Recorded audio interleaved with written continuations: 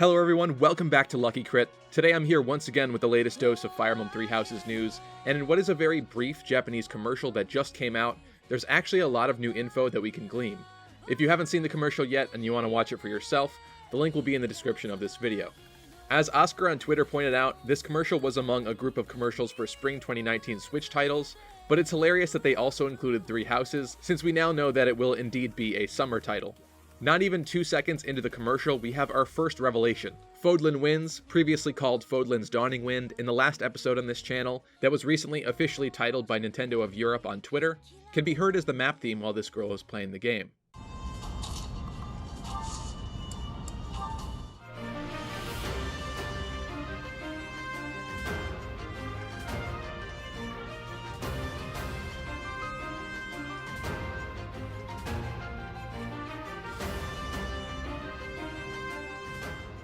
So it's likely that Fodlan Winds will be one of the standard map themes for Three Houses. Like I said last time, I think it's a great sounding track, and I can't wait to hear it throughout the journey of experiencing the game. We can also hear how it sounds alongside some menu button clicking, which sounds pretty good too. We've heard how the menus will sound from the other trailers so far, but it's a little bit more clear here. This part is really funny to me, with the girl hiding her Fire Emblem degeneracy behind the curtain. She's either going full immersion mode with the game, or scared that folks will catch a glimpse at her scantily clad waifus and husbandos. I feel your pain, girl. No one in public understands my Fire Emblem waifus and husbandos either. What are you looking at? But now for the big revelation. Byleth has a voice. This reveals that Byleth, as far as being a unit in your army, will have his or her own unique voice and dialogue on the battlefield. While this could still mean that as far as plot relevance, they're mute considering we haven't seen them say anything in the story bits, or even text dialogue between him and characters like Edelgard, this at the very least reveals that they won't be fully mute throughout all aspects of the game. I'd imagine considering that customization of Byleth seems extremely limited, there probably won't be any voice selection either, but I'm just happy to see that they won't be completely silent. I suppose there is also the possibility that Byleth will be fully voiced in the game, but as the player protagonist will still take on a lesser role in terms of dialogue and exposition, this way the player can still feel like they are Byleth without too much of a clash between the personalities of both the player themselves and Byleth. Some fans like Dark Dragoon 324 on Reddit though, did point out that the Persona protagonists are similar to what we've seen so far of Byleth 2, with merely just having some spoken battle noises and shouting Persona, and they're silent everywhere else. So we'll need some more information before we can determine just exactly how Byleth will function in this regard, but it's cool to see that at bare minimum they will have a voice and some lines in battle. There's also something else here in this clip. If you look closely behind Byleth, we can see soldiers to their left and right that actually have some variety. As far as I can tell, in this shot there are two soldier varieties, these taller, buffer looking male soldiers, and these helmetless, more feminine looking soldiers. This is pretty exciting for me, as something I've been nervous about ever since the first Three Houses trailer was simply the fact that all of those generic soldiers fighting in the background of each battle had no variety and looked just plain ugly. I love this concept of each character having their own little squad fighting with them, as it's much more realistic this way, but I was scared that there would be no variety to the soldiers accompanying your characters, and the screen would just be mostly filled with a plethora of ugly, copy and pasted generic NPCs. This, however, makes me feel quite a bit better.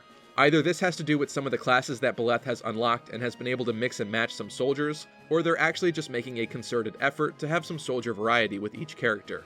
Either way, I'm in. This looks much better. It'd be nice if, even further than this, they had some hair color and armor detail variety too, like no shoulder pads on some soldiers, one shoulder pad on these, and so on. I think this would elicit a further level of attention to detail and really help the soldiers to stand out on their own. We can also see that in this shot, Byleth is performing the wedge formation attack that Dimitri performed in the first trailer, confirming yet again that even if formations have gone by the wayside, it seems this gambit system is now what formations has become. Next we can hear what is our first glimpse of the level up sound for Fire Emblem Three Houses, but we don't hear any stat ups alongside it, so either someone had a really bad day, or they've intentionally cut it out of this trailer.